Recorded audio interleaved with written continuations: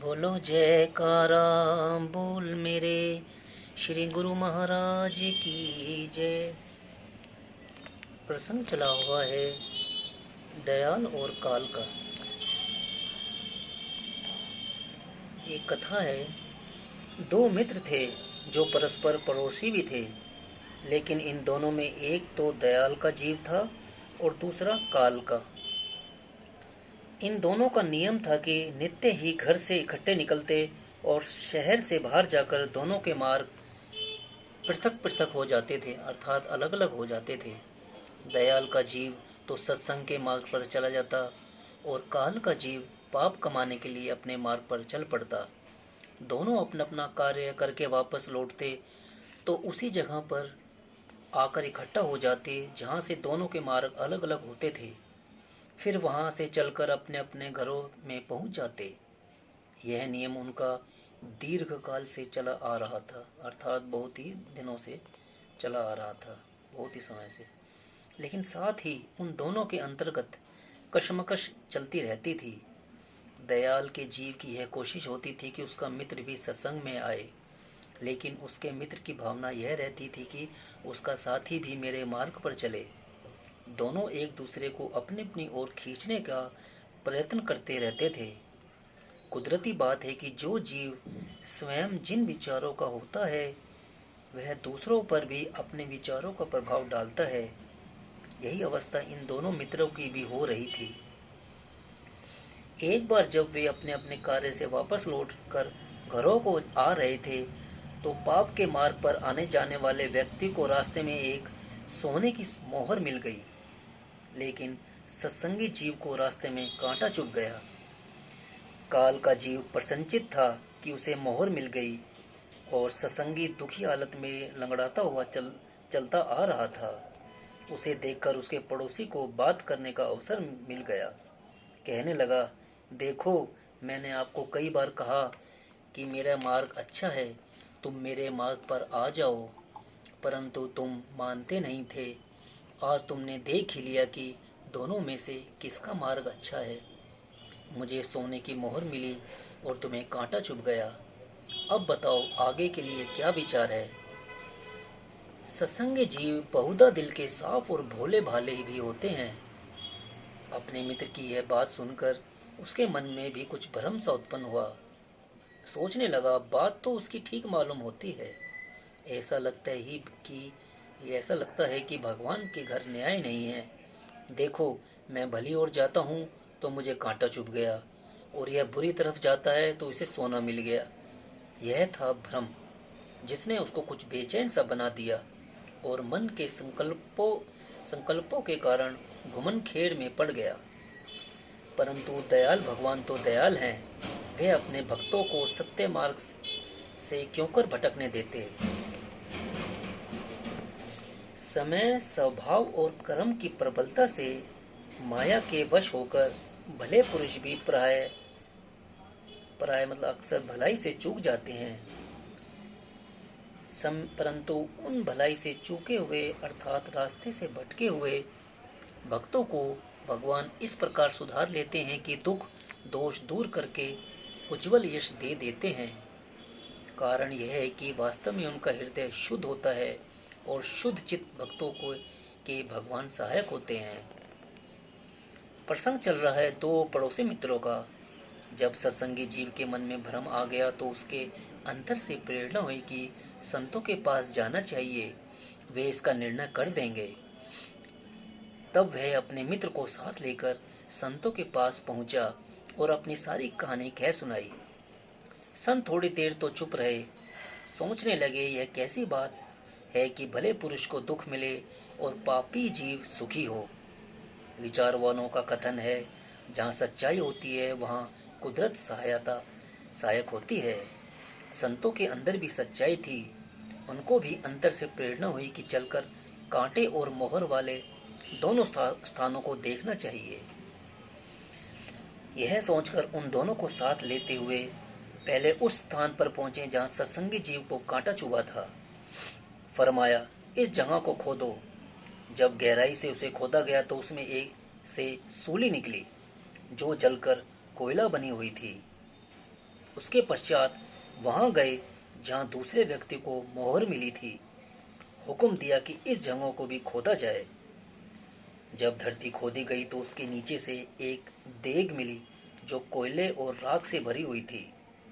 संत बोले, सुनो सत्संगी जीव, ये निर्णय हो गया।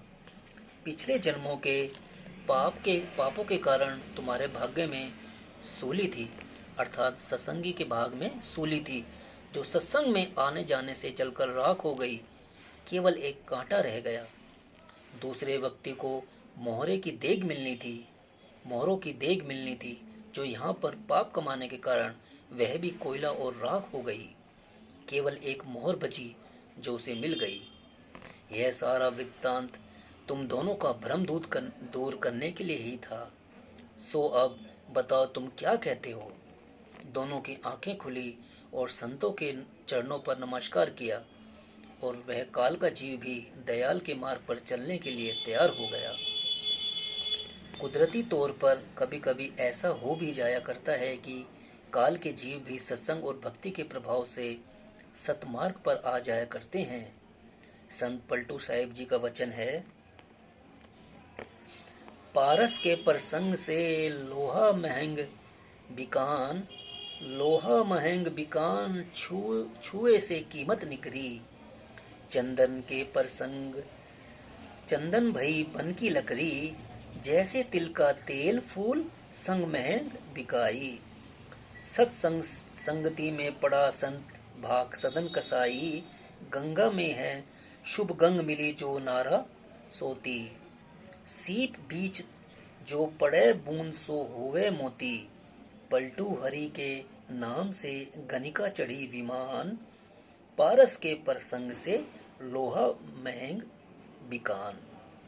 जिस प्रकार पारस के संग से लोहा भी सोने के भाव बिकने लगता है, जिस तरह चंदन के संग से समस्त वन चंदन रूप हो जाता है, जैसे तिलों का तेल फूलों की सुगंधि से साथ मिलकर महंगा बिकने लगता है, ऐसे ही सत्संग का भी प्रभाव है कि उसके प्रताप से सदना कसाई जैसे भी संत गति को पा गए। फिर कहते हैं कि जैसे गंगा जी से दूसरी नदियां मिलकर गंगा रूप हो जाती है, और जैसे स्वाति बूंद सीप में पड़कर मोती बन जाती है, पलटू साहिब जी कहते हैं कि ऐसे ही गणिका वेश्या भी जब सत्संग के प्रताप से भगवान के नाम में लगी तो वह भगवान की कृपा पात्र बन गई। यह सब सत्संग की ही महिमा और उपमा है। संतों के कथनानुसार सत्संगी जीव को एक और बात भी ध्यान में रखनी चाहिए।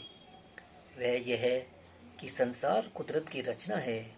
इसके अंदर जड़ अथवा चेतन जितनी वस्तुएं भी कुदरत ने रखी है, वह सब मनुष्य के बरतने के लिए है, इसकी अपनी नहीं। इनका मालिक भगवान है। इन पदार्थों को सत्संगी जीव भी बरतते हैं और दूसरे लोग भी इस्तेमाल करते हैं।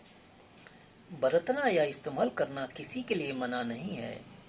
मालिक का हुक्म है यह है कि इन पदार्थों को भले ही तुम बरतो, लेकिन इनको अपना न समझो। ये जिसके हैं उसी के हैं। ये न किसी के बने हैं और न बन सकते हैं।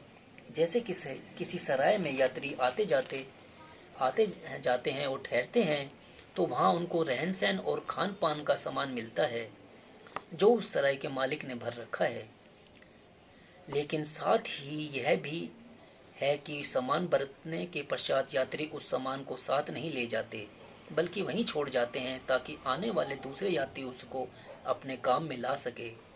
यह नियम है। यदि विरुद्ध इसके कोई यात्री सराय के सामान को अपना बनाना चाहे तो वह दंड का भागी होता है। ऐसे ही ये संसार भी है। इसमें हर प्रकार के पदार्थ भरे पड़े हैं। इन पदार्थों को जो अपना बनाना चाहे तो वह भी अंत में दंड का भागी बनेगा और पदार्थ भी हाथ से निकल जाएंगे। यथार्थ बात यह है कि हमारे मालिक को मैं मेरी पसंद नहीं, वह तू तेरी पर प्रसन्न होता है। सत्संगी जीव संसार में के पदार्थों को बरतते हुए उसमें अपना मन की ममता नहीं रखते। वह सब कुछ मालिक का समझते हैं। वह यदि भोजन भी करते हैं तो इस भावना के साथ करते हैं कि शरीर की संभाल रखनी आवश्यक है, क्योंकि इससे परलोक के सुधार का काम लेना है और भजन करना है। वह शरीर के बिना क्योंकि शरीर के बिना भजन हो नहीं सकता। इस भावना को लेकर वे शरीर को भोजन देते हैं कि देते हुए भी शरीर के बंधन में नहीं होते। रेशम कीड़े से उत्पन्न होता है। यद्यपि वह कीड़ा नीच योनि व अपवित्र जीव है, परंतु लोग उसे प्राणों के समान पालते हैं, क्योंकि वह रेशम देता है जिससे सुंदर सुंदर पीताम्बर बनते हैं। इसी प्रकार दयाल के जीव अपने शरीर की संभाल भी रखते हैं, क्योंकि इससे उन्होंने परमार्थ का काम लेना है। लेकिन काल के जीव अपने शरीर का पालन पोषण निस्वार्थ की भावना से करते हैं। वे शरीर में बंध जाते हैं, जिसके कारण उन्हें अनेक शरीर धारण करने पड़ते हैं, अर्थात 84 लाख योनि के गड्ढे में जा गिरते हैं और आवागमन के चक्र से छूटना कठिन हो जाता है। जैसा ख्याल वैसा हाल, यह कानून कुदरत है। इसलिए उचित बात यह है कि मनुष्य जिसके राज्य में रहे उसके नियमों का पालन करे। अगर नियमों के विरुद्ध चलेगा तो उस राज्य के कर्मचारी उसे दंड देंगे। हम कुदरत के राज्य में रहते हैं, लेकिन अगर कुदरत के कानून के विरुद्ध जाते हैं तो हम भी दंड के भागी बन सकते हैं। प्रसंग चला हुआ है, मैं मेरी और तू तेरी का। मैं मेरी का परिणाम दुख तथा तू तेरी का परिणाम सुख है, और प्रभु को मैं मेरी भाती नहीं। कारण यह है कि यह कानून के विरुद्ध की बात है। कबीर साहिब ने भी कहा है, मैं बुरी बलाए है, सको तो निकसो भाग, कह कबीर कब लगी रही, रुई लपेटी आग। मैं भी एक बुरी बला है, जो रुई में लिपटी हुई आग की भांति है। जैसे आग सब चीजों को जलाकर राख कर देती है, इसी तरह मैं की अग्नि लोक परलोक दोनों का भारी नुकसान कर देती है। मैं मेरी मृत्यु के रास्ते पर ले जाती है, और तू तेरी का मार्ग सदा जीवित रहने का है। बकरे की आवाज मैं है। इस मैं के कारण जो परिणाम हुआ, वह एक कवि ने इस प्रकार अपनी लेखनी के सुपुर्द किया है। वह लिखता है, फकर बकरे ने किया मेरे सिवा कोई नहीं, मैं ही हूँ इस जहां में दूसरा कोई नहीं। जब न छोड़ी मैं उस माया बे असबाब ने, फेर दी गर्दन पे तंग आकर छुरी कसाब ने। गोश्त हड्डी और चमड़ा जो था जम्मे जार में, कुछ पका कुछ बिक गया और कुछ बिक गया बाजार में। अब रही आते फकत मैं सुनाने के लिए, ले गया नद्दाफ उसे धुनकी बनाने के लिए। आंत पर पड़ने लगी चोटें तो घबराने लगी, मैं के बदले तू ही तू फिर सदा आने लगी। नद्दाफ कहते हैं रुई धुनने वालों को। उन बची कुछ ही आंतों को धुनकी अर्थात तंदी बनाने के लिए नद्दाफ ले गया। तब उसने उन आंतों को खींचतान कर तथा सुखाकर उसकी धुनकी यानी तंदी बनाई और रुई धुनने वाले ताड़े के साथ कसकर बांध दी। वह ऊपर से एक लकड़ी के यंत्र के साथ रुई धुनते समय उस पर चोटें करने लगा। जब उस आंत पर नद्दाफ की चोटें पड़ती तो उससे यह आवाज निकलने लगती, तू तू तू। संत कहते हैं कि जब अंत में तू तू कहना था तो पहले ही तू तू कर लिया जाता तो इतनी खवारी तो न होती। तू करता तू भया, मुझ में रही न हूँ, वारी तेरे नाम पर जित देखूं तित तू। इस दुनिया में बड़े बड़े आदमी आए और चले गए। अनेक राजे महाराजे, बादशाह तथा शहंशाह जो ताज और तख्त के वाली थे, वे भी कूच कर गए। जो भी आया वह यही कहता रहा कि बस मैं ही आया हूँ, मुझसे पहले ना कोई आया है न आएगा। बेचारे को यह पता नहीं कि जिस आसन पर वह बैठा है वह आसन पर पहले कई बैठ गए और न जाने आगे कितने बैठेंगे, क्योंकि यह दुनिया आरामगाह तो है नहीं, आने जाने और गुजरने की जगह है। बोलो जयकारा बोल मेरे श्री गुरु महाराज की जय। अब हम गुरु जी का ध्यान करते हुए 3-4 मिनट के लिए मौन धारण करते हुए गुरु शब्द का नाम जाप करेंगे।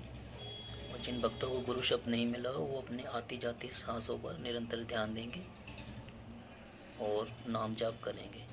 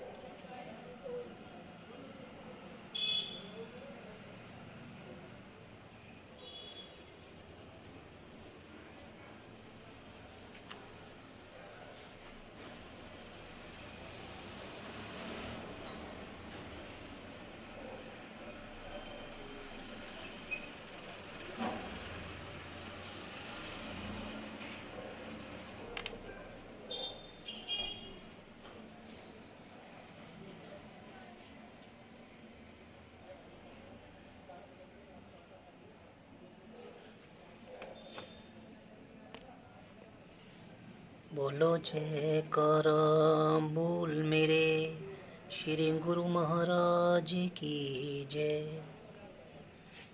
अब हम एक गीत प्रस्तुत करेंगे, फिर इस वीडियो को विराम देंगे।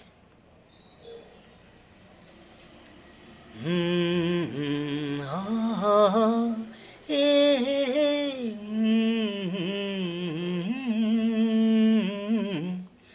आने वाला पल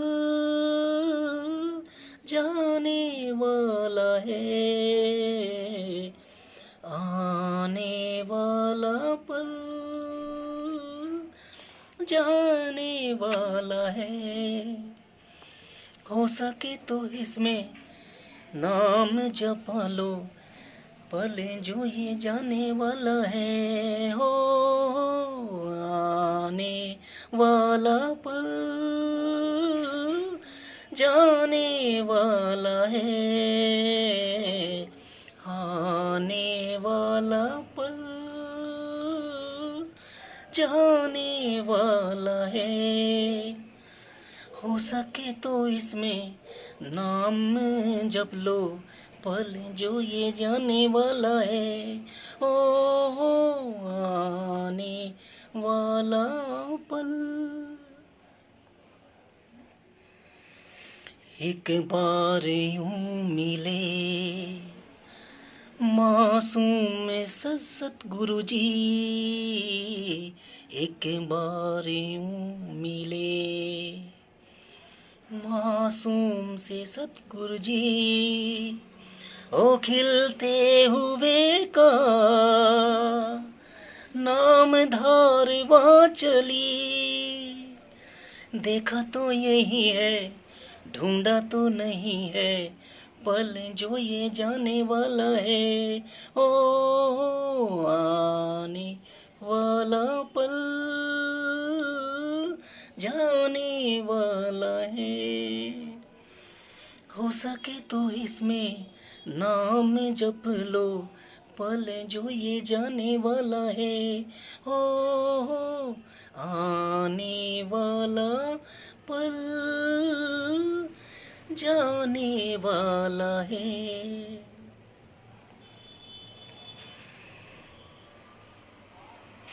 एक बार वक्त से लम्हा गिरा नहीं, एक बार वक्त से लम्हा गिरा नहीं, वहाँ दास्तां मिली लम्हा कहीं नहीं, थोड़ा सा हंसा के थोड़ा सा रुला के, पल ये भी जाने वाला है। हो आने वाला पल जाने वाला है, आने वाला पल जाने वाला है। हो सके तो इसमें नाम जप लो, पल जो ये जाने वाला है। हो ला ला ला ला ला ला ला ला ला ला ला ला ला पल जो ये जाने वाला है। ओ बोलो जयकारा बोल मेरे श्री गुरु महाराज की जय, बोल श्री आनंदपुर वासी भगवान की जय, बोल साचे दरबार की जय। आप सब सुनने वालों को ये वीडियो पसंद आई तो इसको आप शेयर कर सकते हैं, और आप गुरु महाराज जी के शुभ आशीर्वाद से फलीभूत हों। आप पे श्री गुरु महाराज जी की सदा ही कृपा रहे। जय सच्चिदानंद जी। ओम हरि। आपके घर में आपके सबको स्वस्थ रहें, गुरु महाराज जी की कृपा रहे, ईश्वर की कृपा रहे आप सब पे। जय सच्चिदानंद जी। ओम हरि ओम। शांति शांति शांति। ओम।